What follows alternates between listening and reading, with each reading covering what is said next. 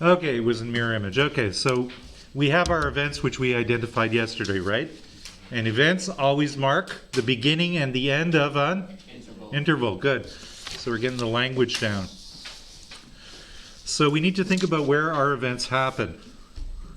And it looks a lot like what you did on your coordinate system, and now we're going to just put some dots in between the events. Think about what's going on. Are we speeding up or slowing down? So we're going to put I'm going to start with my events. And remember, this is about position, right? It's not about time, so it does not need to match what goes on in your motion graphs, okay? They don't need to line up. These line up because this is all the same time, right? Event 2 occurs at the same time on all your graphs. This is a position, this is something about position. So event 1 is here, event 2 is here. I put event 3 about there, and event 4 I can put, you know what, I'm going to spread it out more. You know why I'm going to spread it out more? I'm going to spread it out more so I can show the intermediate dots. So let's put event 4 right at the end.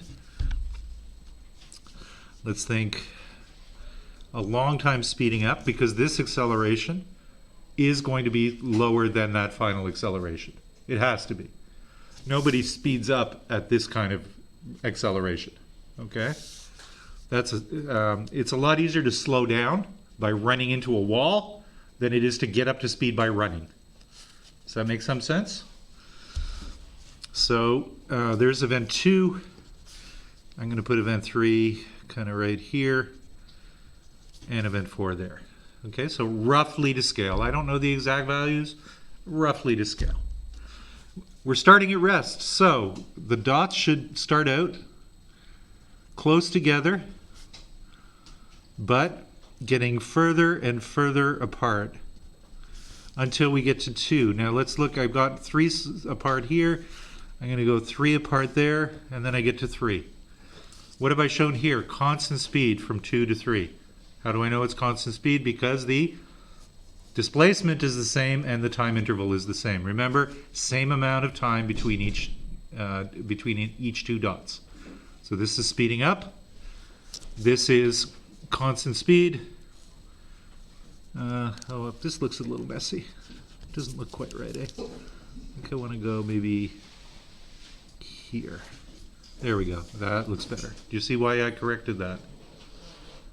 Right? It wasn't showing constant acceleration. And then finally, between 3 and 4, what happens? Massive slowing down really, really fast. And so not too many dots, and we go kind of like this. Boom, slowing right down real quick. So the spacing is getting closer together, right? You're traveling less and less distance between each dot over each interval. So that's what your motion diagram shows. Do you see I've represented 3 intervals, 1 to 2, 2 to 3, 3 to 4. And there are 4 events, which makes sense if there's 3 intervals. Good with that, Merdad? Good?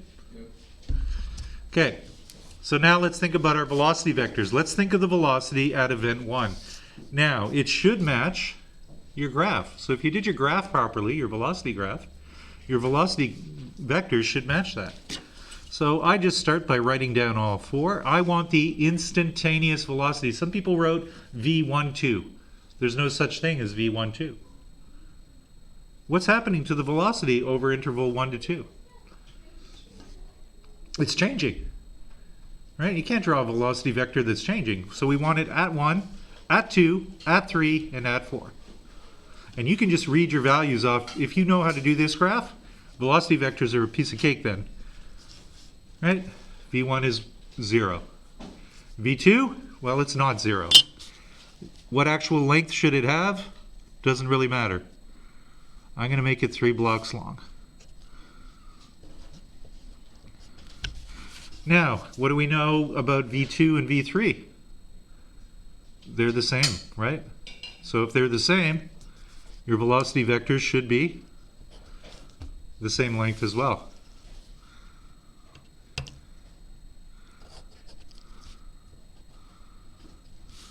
And then finally V4. What is V4? 0, right. So when you think about it, the acceleration from here to here, what's the change in velocity from here to here in terms of magnitude? It's the same change in velocity from event 1 to event 2 as from event 3 to event 4, just in terms of the magnitude. If this happens over a longer period of time than this is a higher acceleration. And we see that in our graph. Right? The change in velocity is the same. I went from 0 to this amount, and then I went from this amount to 0. The change is the same. But this one happened over a much shorter time period, which means higher acceleration, okay, in magnitude. Make sense? And remember, this has a negative slope. Why? Because my velocity is positive, and my acceleration, and I'm slowing down, so my acceleration must be negative. Okay? So that's velocity vectors. Any questions about that before we move on? Okay. Word representation, no numbers. So some of you are overthinking this. I don't need a whole bunch of information here. You may want to write it in point form. Think of it over each interval. So what does he do at the beginning? Kernel step starts to accelerate. Isn't that one of our events? It is. So it's related to the events. To accelerate from rest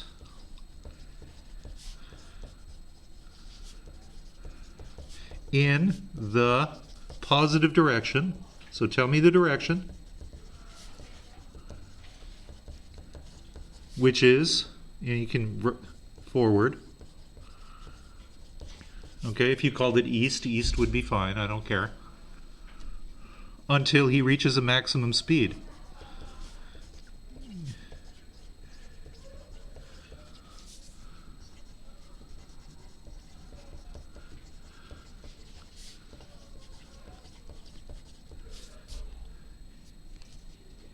He continues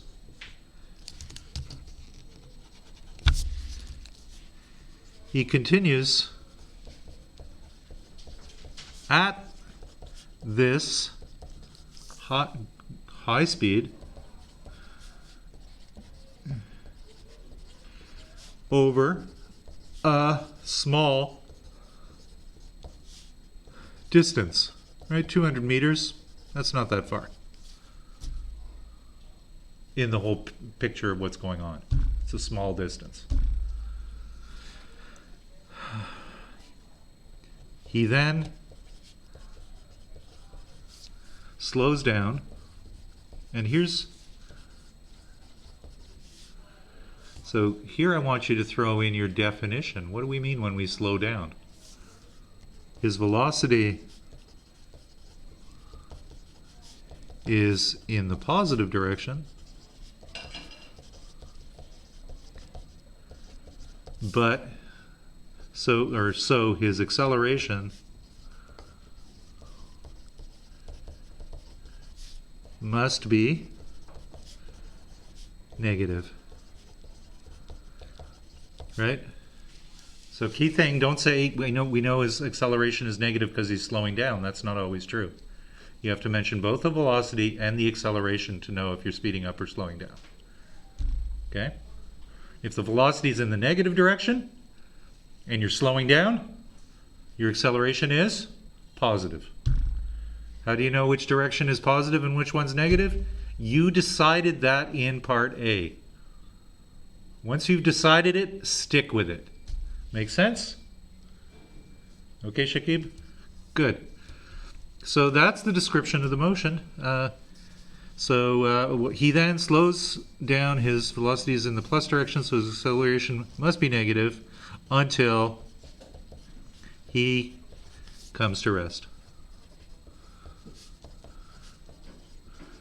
So you see how much information you've given me there. You've shown me that you understand what, speeding up and slowing down, what the relationship is between the quantities of velocity and acceleration.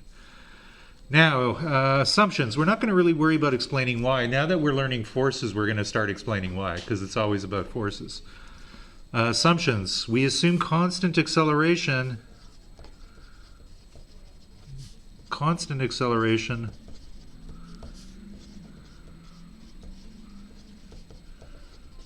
from 1 to 2 and 3 to 4, and constant speed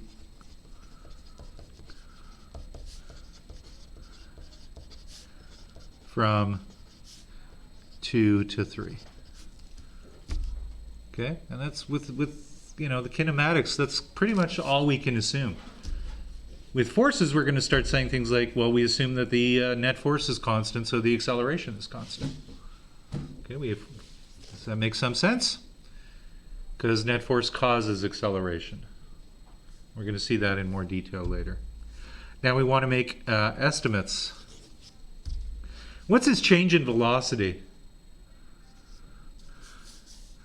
Since delta V is about 300 meters per second, right? He's going from 0 to 280 something meters per second, and delta T is about 10 seconds.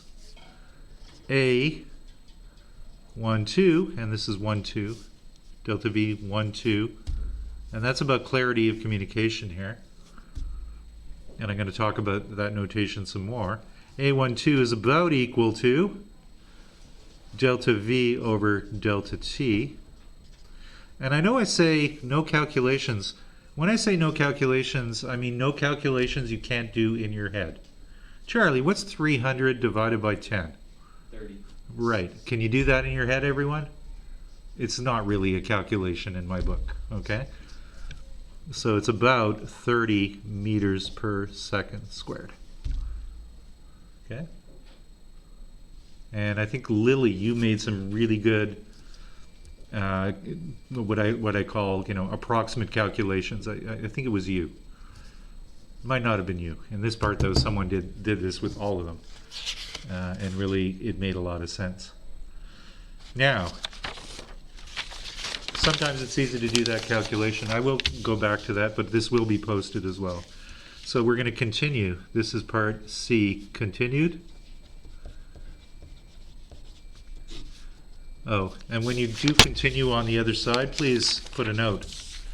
Continued. So verso. Okay, verso is just Latin for other side.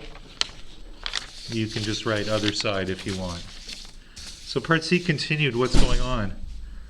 In part C, where it's continued, if you're coming into the seminar, just find a spot to sit.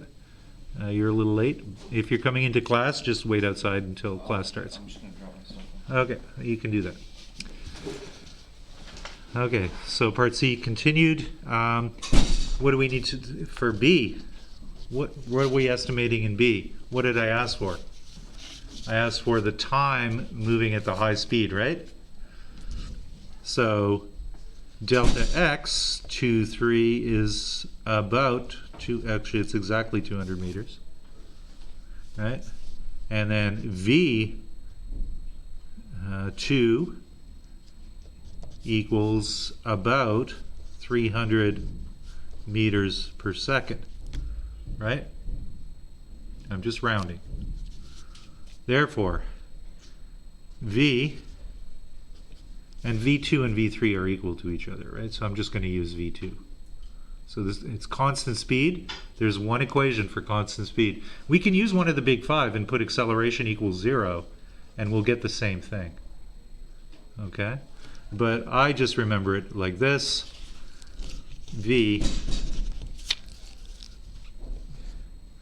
2 3 is equal to delta x 2 3 divided by delta t 2 3, which we could then rearrange. And I'm showing you the steps. You don't need to show me these steps here if it's an estimate, and you can do them in your head. Delta t 2 3 equals delta x 2 3 divided by v 2 3. And what is that? That's going to be 200 meters. And a bunch of people did this and made a mistake. Add about 300 meters per second. If you put your units in, you'll end up with seconds. So delta T23 is about 2/3 of a second. Okay, 0.67 seconds. Using very approximate numbers, that's a value that's really close to the right one. Okay, and that's the power of estimation. That's why I want you to be able to do it. Show you made that connection, which is about 0.67 seconds. We'll say 0.7. Now, for part C, what did I ask for? I asked for delta x23. 3,4. And this is clear communication. What do we have? We have constant acceleration. We know the initial velocity. We know the final velocity. I think here, what I would probably do instead of doing an estimate like that is I would say, look, we know this is approaching the limits of endurance. So I'm going to say is about 300 meters per second squared. And where do I get that from? I'm going to say 1g is equal to 10 meters per second squared. That's acceleration due to gravity. 30 g's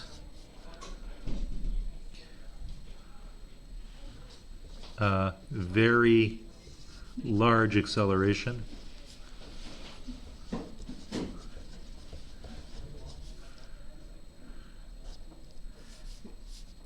Is to be expected.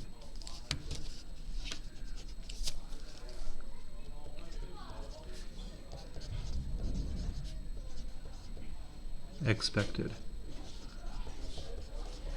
So we know it's going to be more than 10. We know it's going to be less than 100. Does that make sense? 100 meters per second, 100 Gs. So it's going to be more than 1 G, less than 100 Gs. Why? Because if it's more than 100 Gs, Colonel Stapp is dead. Okay? So just be aware of these values. 1 G, and this is not part of what you would write on your test, but I'm going to give it to you right now. Acceleration due to gravity.